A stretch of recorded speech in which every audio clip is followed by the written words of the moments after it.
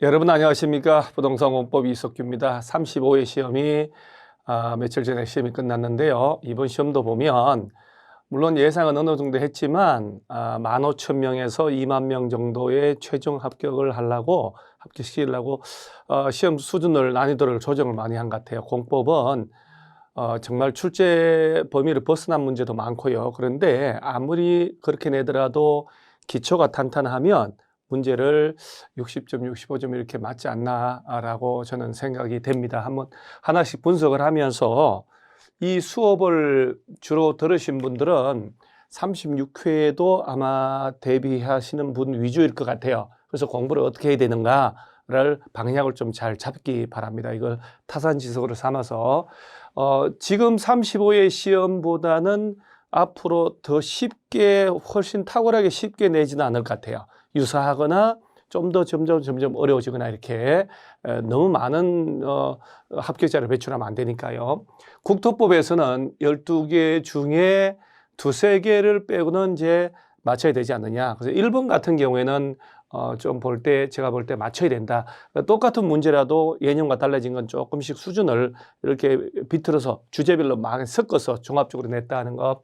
용어 옳은 걸 골라라라고 했으니까 항상 옳은 걸 체크하시고요. 난이도를 상으로 이렇게 했는데 일단 정답은 1번인데 행정청이 설치하는 공동묘지는 공공시설인데 개인들이 설치하는 건 아니겠죠. 답은 이제 낯선 지문에 보통은 나머지를 한번 보면 우리가 요건 늘상 본 게 성장관리계획구역이 지정이 되면 그 안에 개발행위 할 때 성장관리계획에 맞게 해야 한다. 할 때 우리 배울 때 지구단위 계획구역 안에서는 지구단위 계획에 맞게 건축물 건축해야 한다. 행위 제한은 성장관리계획으로 하거든요. 따라서 요 성장관리계획이라는 걸 짜서 적용하려고 하는 게 성장관리계획 구역이니까 여기서 난개발 방지하고 계획적 개발 유도하기 위해 수립하는 게 성장관리계획이다라고 해야 되고 자전거 전용 도로는 기반시설 중에 교통시설, 기반시설에 해당합니다. 해당하지 않는 게 아니고 해당하고 지구단위 계획구역을 지정하고 변경할 때는 도시군 기본계획이 아니고 도시군 관리계획으로 결정을 해야 됩니다. 도시군 기본계획에 해당한다. 잘못됐죠. 그 다음에 기반시설 설치하기 곤란한 지역이다. 시설 설치가 곤란한데 건물을 막 올리면 도로나 상하수 학교가 부족할 것이고 도시기능이 마비가 될 거 아닙니까? 따라서 시설 설치하기 곤란한 곳은 개발밀도관리구역이고 그 개발밀도관리구역 외 지역을 대상으로 기반시설 부담구역 지정한다는 것은 행위 제한이 완화돼 가지고 규제가 풀려서 개발행위 허가 건수가 늘어서 인구가 늘어나서 땅값이 막 뛸 때 그 기반시설을 너에게 부담을 지우라 해서 기반시설 부담을 지우게 하는 게 기반시설 부담구역. 중복되면 안 되고요.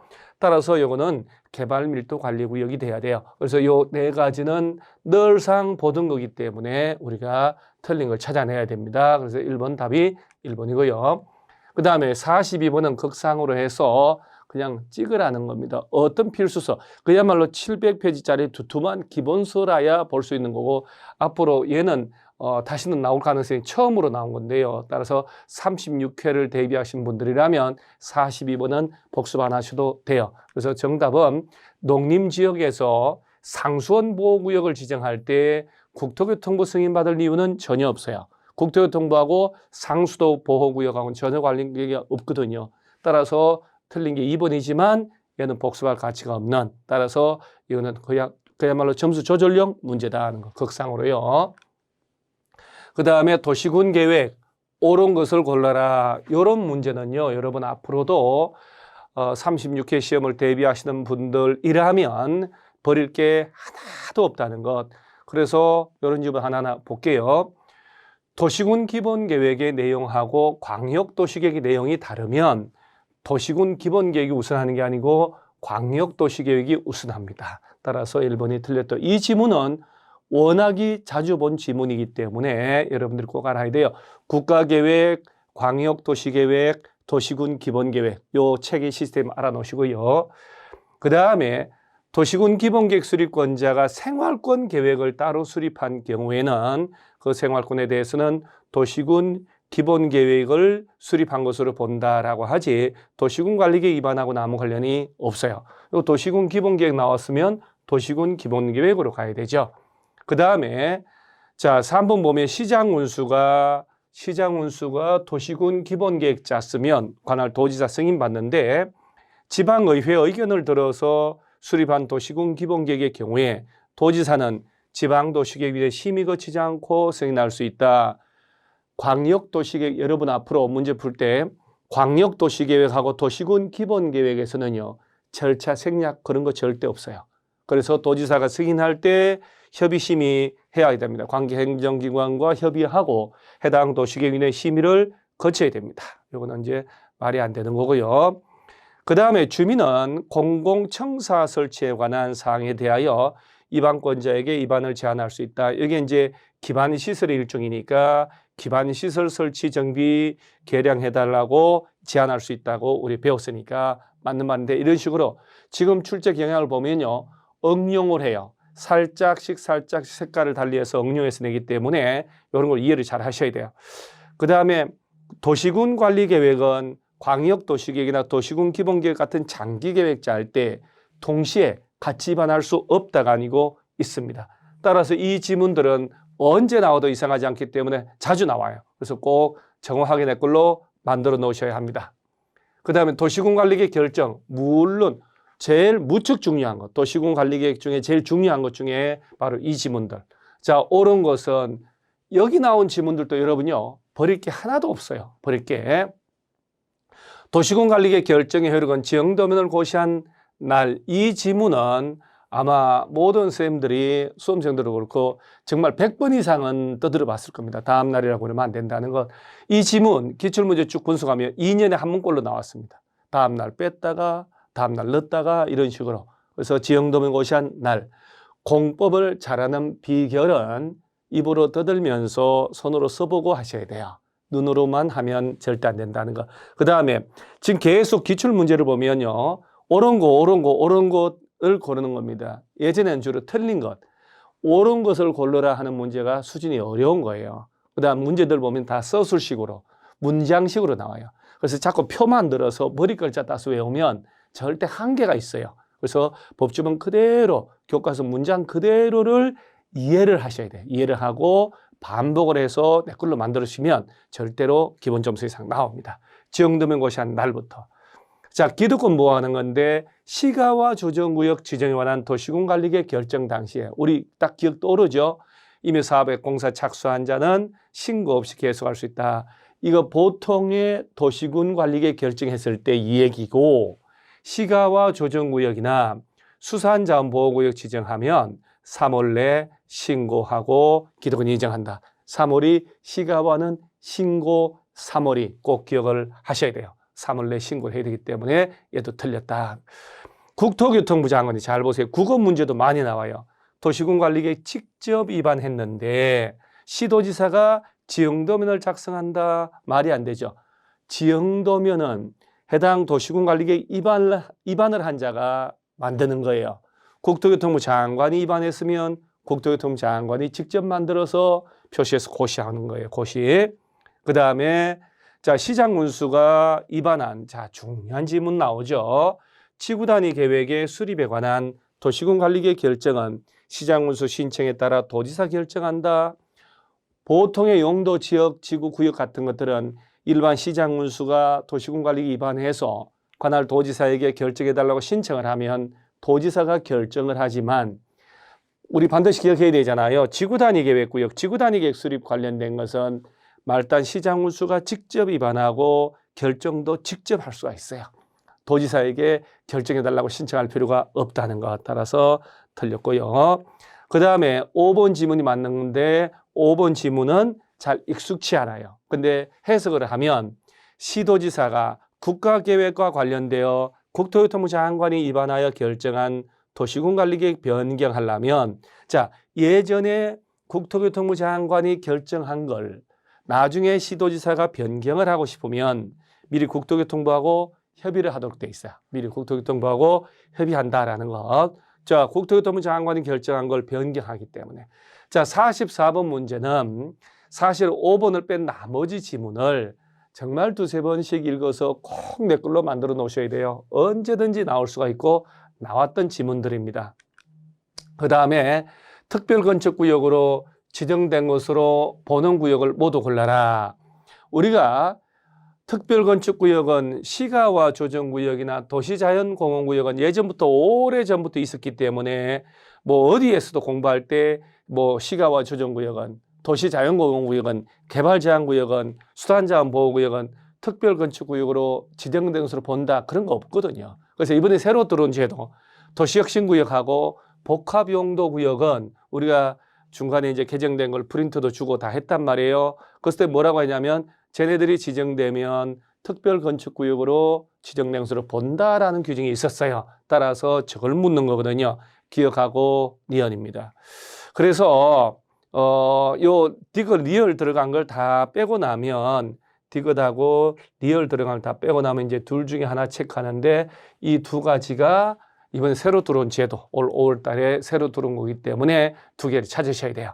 그래서 이런 유형을 이제는 이번에 냈으니까 안 내겠지만 다음에 낼 때는 도시혁신구역이나 복합용도구역 자체에 대한 문제를 하나 만들 수 있다는 것 염두에 두시고 공부를 하셔야 돼요. 2번이죠. 그 다음에 도시공계획시설, 이건 뭐 너무너무 우리가 훈련 많이 한 내용이죠. 매수를 청구한다 할 때는 10년 넘도록 시설이 결정이 되고 10년 가도록 사업 시행 안 하고 있을 때 지목이 대인 토지 소유자가 내 땅 사세요 하는 건데, 이때도 10년 이내에 사업 안 한다는 말의 의미는 실시계획에 인가도 없어야 돼요. 실시계획 인가만 있고, 이 지문도 문제 풀 때 우리가 연습 많이 했죠. 실시계획의 인가 절차도 없었어야 돼요. 10년 가도록 안 한다 할 때. 그래서 매수청구 인정한다 그러면 틀리고요. 실시계획 인가도 없어야 돼요. 공동구 협의회, 공동구도 나오죠. 그러니까 이제 매수청구, 공동구, 실효, 뭐 해제를 위한 입안에서 고루 섞어서 문제를 내는 경향이 있어요. 앞으로 그렇게 꼭 기억을 하시고 공부를 하셔야 돼요. 공동구 협의회 심의 거치는 것, 가하라고 여러 번 연습하셨죠. 가스관하고 하수도관은 공동구 협의회 심의 통과해야 수용할 수 있는 시설이다. 쓰레기 수송관이 아니고요. 가스관하고 하수도관. 자, 그 두 개의 시설은 기억을 하셔야 돼요. 가하 이렇게. 그 다음에 택지개발. 이게 우리가 이제 외울 때 도택이 경쟁할 때 도시개발, 택지개발, 경제자유구역, 정비구역. 그 다음에 도청 이전 신도시, 공공주택지구, 도택이 경쟁. 이런 건 이제 머리 글자 따서 외우는 거예요. 도청 이전하려면 공공주택 지어놓고 공무원들 살게 하고 들어가야 된다. 이렇게 이해하시면 돼요.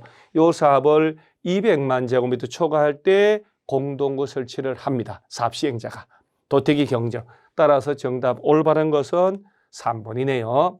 그 다음에 효력 상실한 실효는 20년 되는 날에 다음 날, 20년 되는 날에 다음 날. 그러니까 이런 실수를 방지하는 제일 좋은 방법은 여러분들이 직접 법률 공부를 낯선 걸 하실 때는요, 법률 객관식 국가고시를 그 낯선 용어들을 입에서 몇 번 외국어 외우듯이 입에 떠들어보고 문장을 뱉어보면 실수를 하지 않아요. 그래서 20년 되는 날에 다음 날, 다음 날 빼고 시험을 내잖아요. 그 다음에 시설 결정고시로 10년 내 사업 시행되지 아니한 경우에 그 부지내 건물만을 가진 사람도 해제를 위한 입안을 신청할 수 있다라고 하는데 아니에요.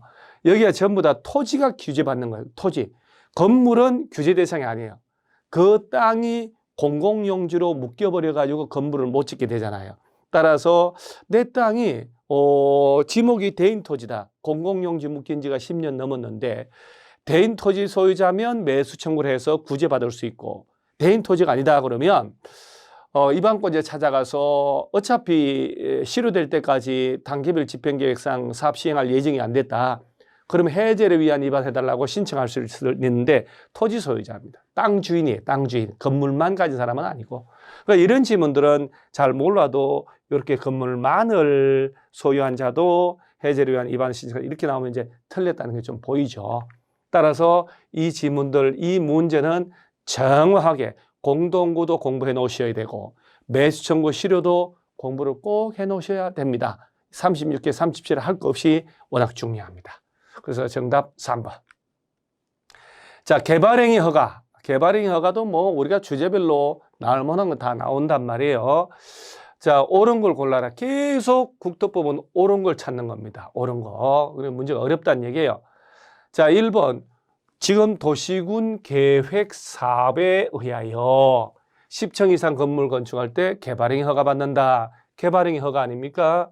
자, 우리가 배울 때 집 짓고 물건 쌓고 토토토 배울 때 도시군 계획 사업에 의한 경우에는 제외된다.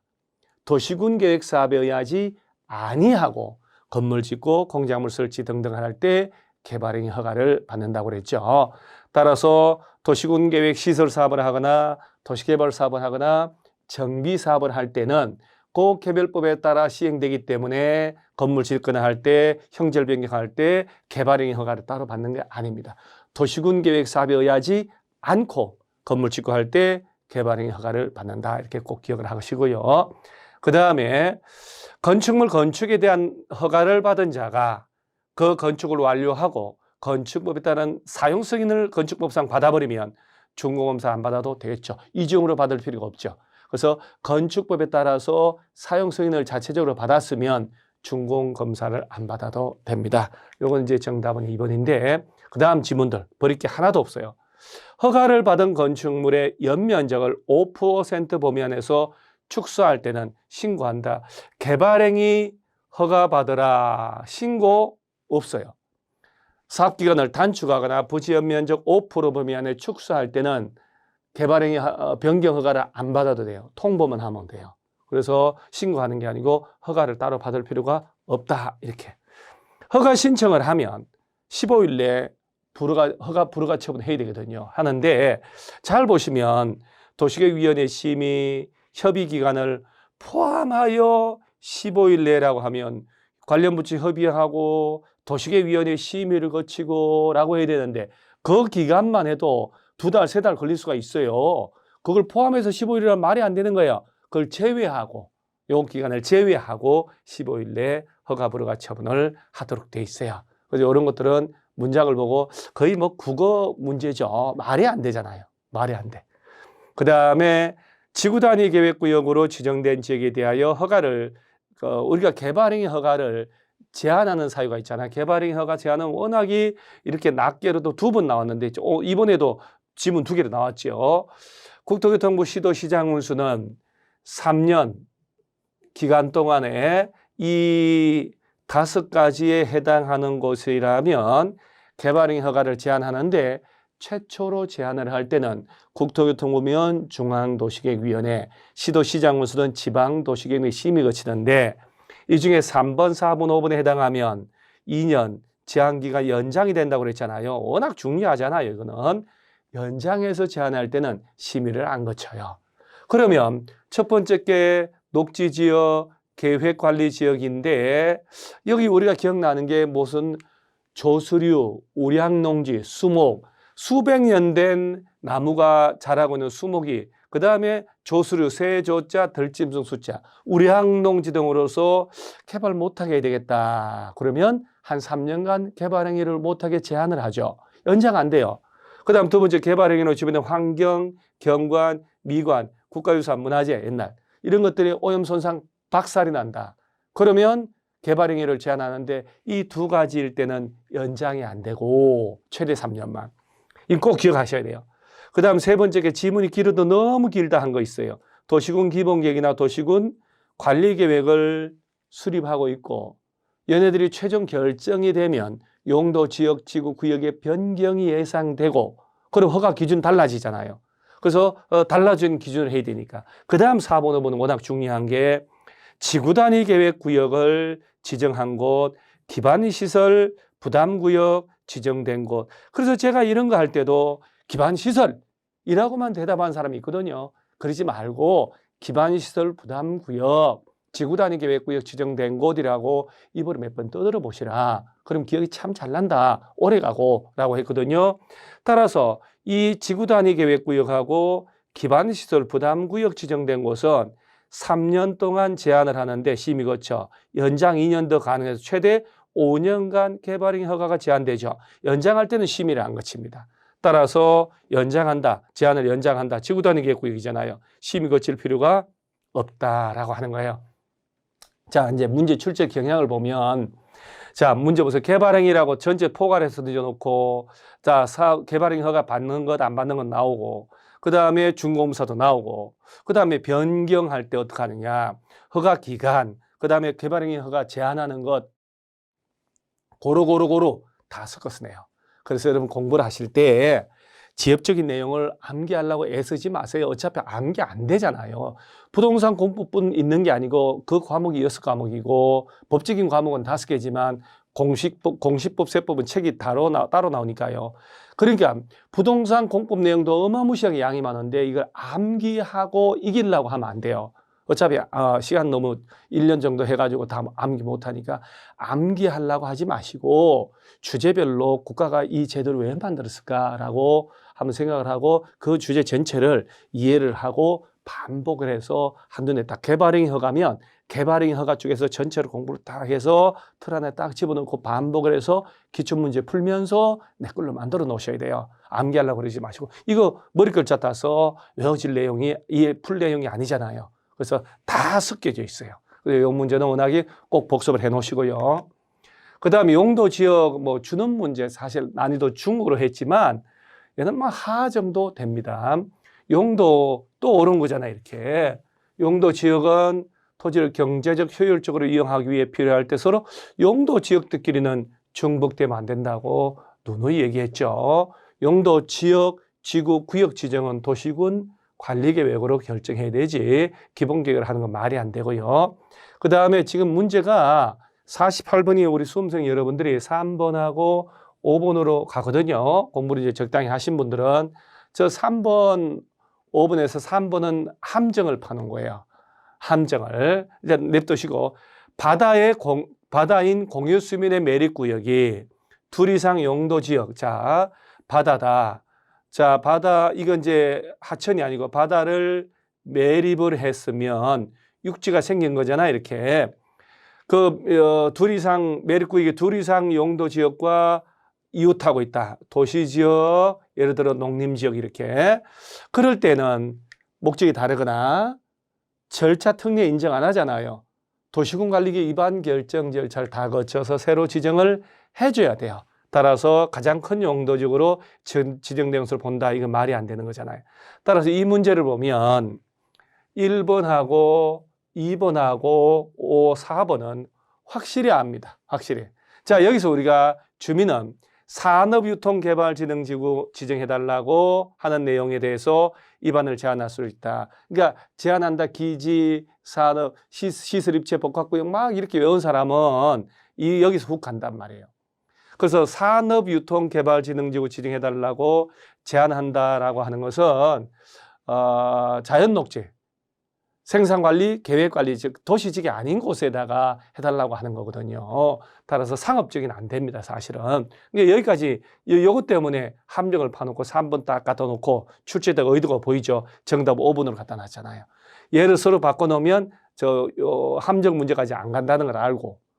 자, 관리지역에서 이 지문이 워낙 쉬운 거. 관리지역 안에서 농지법상 농업진흥지역으로 지정고시된 지역은 국토법에 따른 농림지역으로 결정고시된 것으로 본다. 정확하죠. 그래서 정답은 5번인데 요거. 그래서 입안을 제한하는 것도 고루고루 섞어 나왔고 이렇게 아마 대부분의 수험생들이 5번까지 안 읽은 사람들은 3번에 정답 처리하고 갔을 것 같아요. 그래서 산업유통개발진흥지구에 대해서 지정해달라고 제안한다는 건 워낙 유명하니까요. 그래서 자연녹지 생산 계획관리 지역에다가 지정해달라고 제안하는 거다 하는 거, 상업적은 아니라는 것만 알아놓으시고 나머지 지문은 꼭 정리를 해놓으셔야 돼요. 자, 기반시설 부담구역하고 개발밀도관리구역은 예상대로 시험에 나오잖아요. 이렇게 꼭 나옵니다. 시험은 얘도 옳은 거네요. 이렇게 보면 공원의 이용을 위하여 필요한 편의시설은 기반시설 부담구역에 설치가 필요한 기반시설에 해당하지 않는다. 자, 도공록이, 도로 공원 녹지, 우리가 그렇게 기억을 했죠.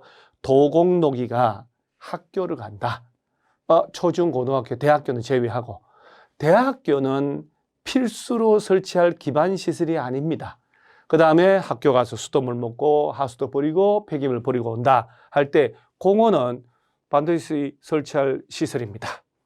자, 2번 기반시설 부담구역에서 기존 건축물을 철거하고, 기존 건물 철거하고라고 했잖아요.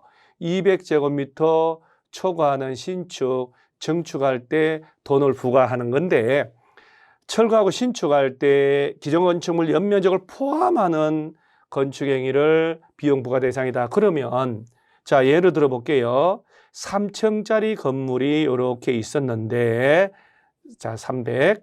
자, 이걸 철거를 하고, 철거란 용어는 여기 썼지만 건축법은 해체라고 나오잖아요. 6층으로 건물 새로 지어요. 자, 6층으로. 자, 그러면 3층이 더 늘어나고 연면적이 300이 늘어났잖아요. 바닥 면적 합계가. 이럴 때 3층짜리 기존 건축물 철거하고 6층짜리 지었을 때는 신축이잖아요. 기존의 것까지 포함해서 부과합니까? 아니죠. 이거는 기득권 인정으로 기존에 있던 거니까 부과하면 안 되잖아요. 기존에 있던 거는. 그러면 만약에 기반시설 부담구역 지정했다. 기존 모든 건물 다 부과할 것 같으면 말이 안 되죠. 이렇게 늘어난 부분만 부과 대상된다는 거 꼭 기억을 하시기 바랍니다. 그래서 틀렸고요.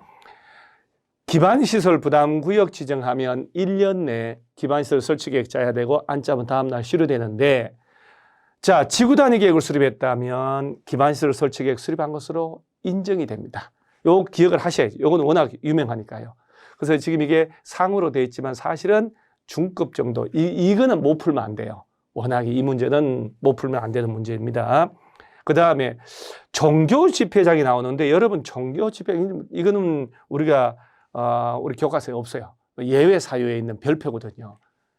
그래, 여기 이제 종교 집회장은 사찰이나 교회나 성당 같은 종교 집회장은 과세, 세금을 낼까 안 낼까요? 안 냅니다. 세금도 내지 않는데 기반시설 부담구역이라고 설치할 때 돈을 내라?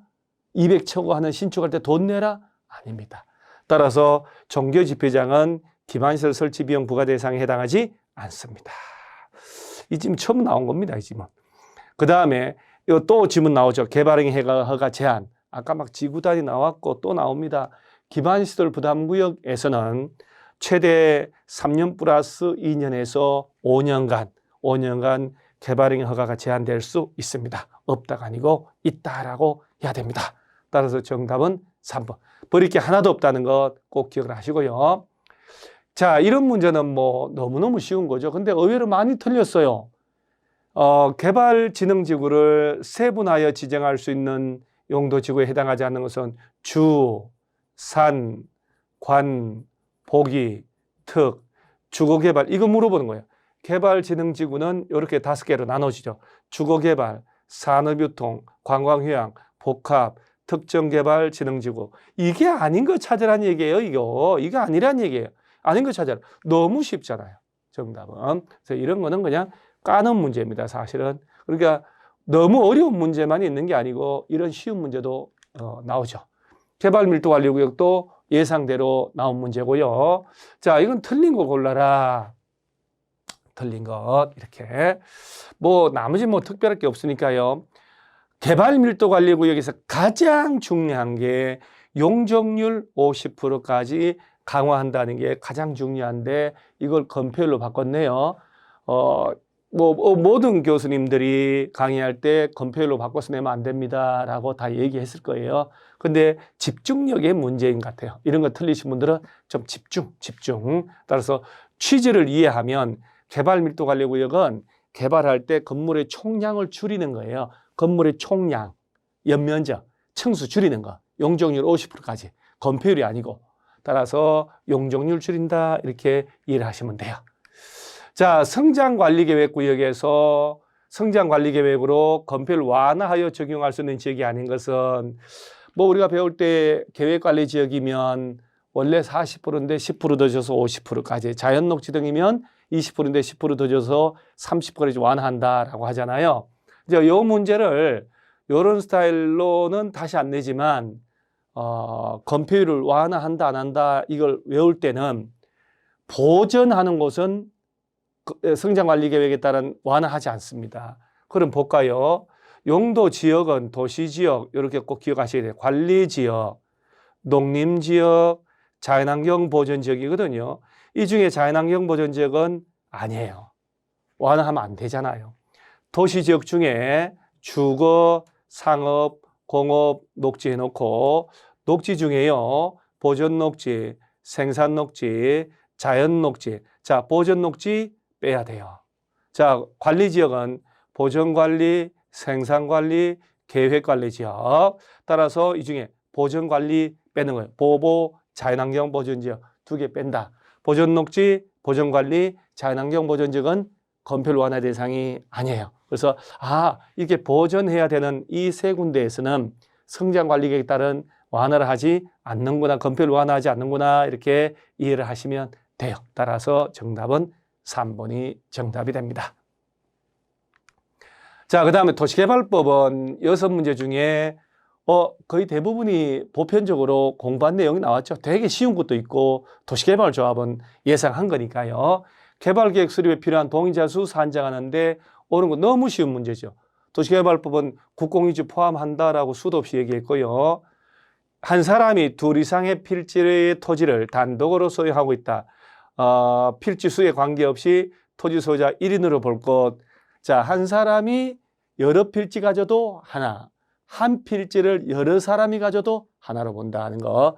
자, 그러면 한 필지를 여러 사람이 공동 소유했다라고 하면 대표 공유자 1인을 소유자로 보는데 집합건물법상 구분 건물일 때는 예를 들어 공동주택 있잖아요. 그 땅을 공동으로 가지는 구분 건물 전유 부분마다 각각의 소유자로 봐야 되잖아요. 그래서 보면 2 이상의 필지의 토지를 소유한 공유자가 동일하다. 공유자 각각 말이 안 되는 거고요.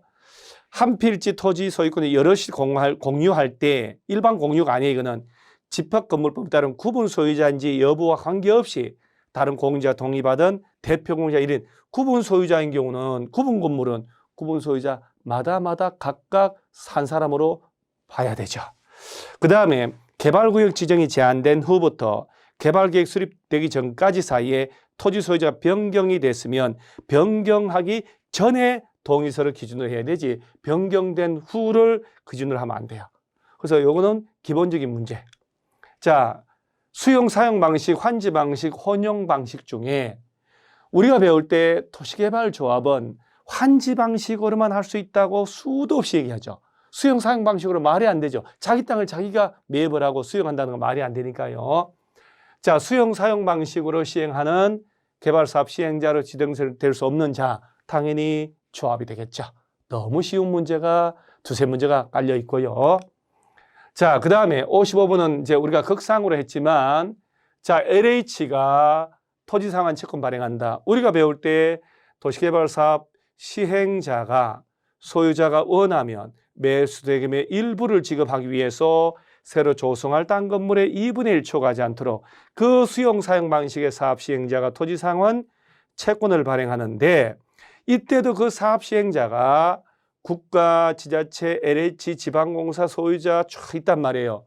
물론 조합은 수용 사용 방식으로 못하니까 토지상환 채권 발행할 일이 없죠.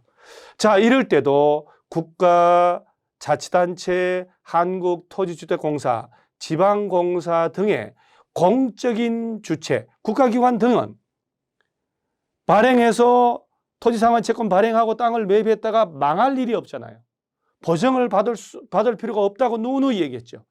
따라서 발행 계획을 묻는데 토지상환 채권 발행 계획을 묻는다 하더라도 극상으로 틀리라고 했다. 공부할 내용이 아니어도 LH나 지방공사나 국가지자체는 보증을 받을 필요 없잖아요. 그러니까 보증기관이나 보증의 내용이란 단어가 들어갈 이유가 없는 거예요. 따라서 발행 계획을 외워야 푸는 게 아니라 똑같은 문제를 이런 식으로 슬쩍 달라 보이게끔 만들어내는 거예요. 그래서 한국토지주택공사는 보증을 받을 필요 없기 때문에 보증기관이라든가 이런 게 있을 이유가 없죠. 그래서 내용을 다시 물어보고 이러진 않습니다만은, 자, 이거는 과거에 한번 낸 걸 응용을 해서, 그래서 정확하게 주제를 이해하고 있다면 안 틀리는 문제입니다. 자, 거의 뭐 3문제 정도다. 자, 환지 방식 틀리는 것, 이 문제도 여러분요, 정답을 보면 잘 보세요. 국어 문제잖아요. 자, 도시개발 사업하기 전, 공사 끝나고 난 이후에 토지 가치가 달라졌죠. 그러면 종전 땅에 임차권자 등이 있다면 임대인, 임차인 서로 간에 조건 달라졌으니까 임대료 등의 증감 청구한다라고 수도 없이 배웠는데, 도시개발 사업으로 임차권의 목적인 토지의 이용이 방해를 받아 종전의 임대료가 불합리하게, 잘 보세요. 국어학적으로 잘못했지. 불합리하게 된 경우라도 옛날 임대료가 환지처분 공고된 날 다음 날부터는 임대료의 감액을 청구할 수 없다. 자, 증감 청구 가능합니다. 불합리하게 돼 있으면 올려달라, 깎아달라 할 수가 있습니다. 그래서 딱 봐도 얘가 잘못된 게 보이잖아요. 국어 문제입니다. 국어 문제. 다른 건 뭐 기본적인 내용이고요. 따라서 도시개발법은 이번에 좀 평이하게 출제가 됐죠. 자, 조합. 우리 도시개발 조합은 뭐 그 3년째 계속 나오는 거예요. 예년에는 한 해 건너서 시험 나오다가 지금 3년째 계속 나옵니다. 그래서 7명 이상이 정관 만들어서 옳은 건데요. 지정권자에게 설립 인가 받고 10명이 아니고 7명. 자, 설립 인가 받은 걸 변경할 때 인가 받지만 주공 2개 외우셔야 돼요. 너무너무 자주 나오죠.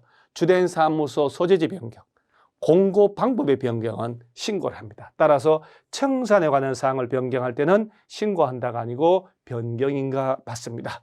주된 사무소 소재지 변경, 공고 방법의 변경인가. 변경 신고, 그 2가지만 신고, 나머지는 변경인가. 그 다음에 대의원회를 두어야 한다. 우리가 공법에서 대의원회를 가지고 객관식 내는 것은 도시개발조합, 정비조합 둘밖에 없어요. 앞으로도. 자, 도시개발조합이 항상 먼저 나옵니다. 그래서 도시개발법은 50캔으로 외웠잖아요. 그리고 50인 이상일 때 대의원회를 둘 수 있다. 정비조합은 100인 이상일 때 두어야 한다. 꼭 기억을 하셔야 돼요. 그 다음에 임원의 결격 사유로 판정되면 그 다음 날부터 임원 자격 상실합니다. 그 날부터가 아니고 정비법은 그 날부터. 그러면 이건 정답은 3번. 나머지 4개가 너무 쉽잖아요. 너무 쉽게. 너무 쉽지 않다? 그러면 공부량이 적은 거예요. 그래서 지금 57번 같은 나머지 이 지문들은 3번은 외울 필요 없고요. 남은 지문들은 내가 여기서 헷갈렸다 하면 것은 공부량이 좀 부족하다 이렇게 이해하시면 됩니다. 도시개발조합.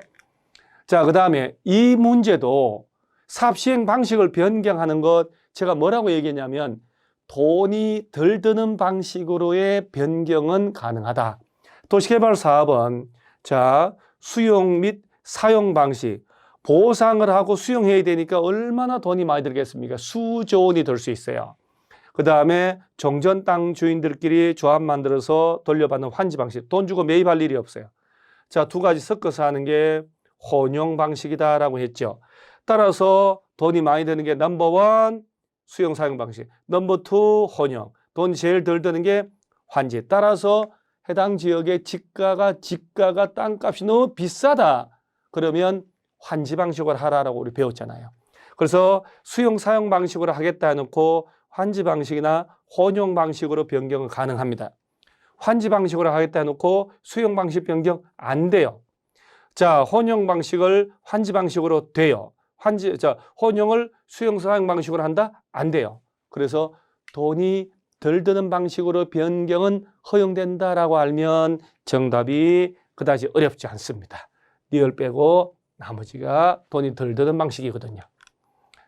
자, 여기까지가 1장과 제2장에 대한 개발법 문제 해설 강의를 진행했고요. 나머지는 다음 시간에 계속 또 진행을 하도록 하겠습니다. 수고 많으셨습니다.